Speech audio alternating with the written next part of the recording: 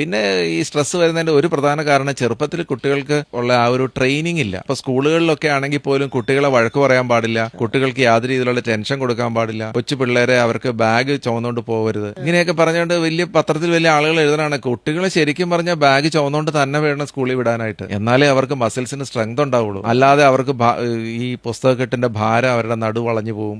ഇങ്ങനെയൊക്കെ പറയാൻ കുറെ ആൾക്കാരുണ്ട്. ആളുകളെ ശരിക്കും കുട്ടികളെ ശരിക്കും നല്ല ടഫായിട്ട് തന്നെ വളർത്തണം. അപ്പോഴാണ് ആ ടഫ്നെസ് വരുവുള്ളൂ. അല്ലാതെ ഈ ഒന്നിലും ചെയ്യിക്കാതെ സ്കൂളിൽ നിന്ന് വന്നു കഴിഞ്ഞാൽ അവൻ തളർന്നു വന്ന് കിടക്കുമല്ലേ, അവൻ ടെൻഷൻ അടിച്ച് കിടക്കില്ല, അവനെ കൊണ്ടൊന്നും ചെയ്യിക്കരുത്.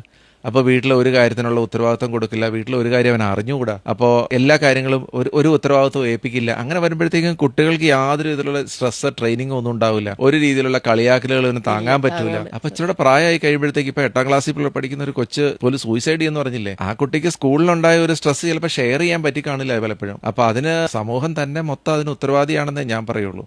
അങ്ങനെയുള്ള സ്ഥിതിവിശേഷം ഒരു പാലക്കാടുള്ള ഒരു കൊച്ച് സാറിനെ ചീത്ത പറയുന്ന ഒരു വീഡിയോ നമ്മളിത് എല്ലാവരും കണ്ടു. അപ്പൊ ഞങ്ങളുടെയൊക്കെ സ്കൂളിൽ പഠിക്കുന്ന കാലത്ത് അങ്ങനെ ഒരു കാര്യം ചിന്തിക്കാനേ പോലും പറ്റില്ല, സ്വപ്നം പോലും കാണാൻ പറ്റില്ലാത്ത സംഗതിയാണ്. അത്രയ്ക്കും നേരെ നിൽക്കാൻ പറ്റില്ല നമുക്ക്. അതെ, അതുപോലെ അപ്പൊ ആ ഒരു സീനിയർ റെസ്പെക്ട്, അങ്ങനെയുള്ള ആ ഒരു അച്ചടക്കം എന്നുള്ള ആ ഒരു രീതി ഇല്ലെങ്കിൽ കുട്ടികൾ അവരുടെ ഈ വണ്ടി ബ്രേക്ക് ഇല്ലാതെ പോകുന്ന ഒരു വണ്ടി പോലെ ആയിപ്പോ അവരുടെ ലൈഫ്.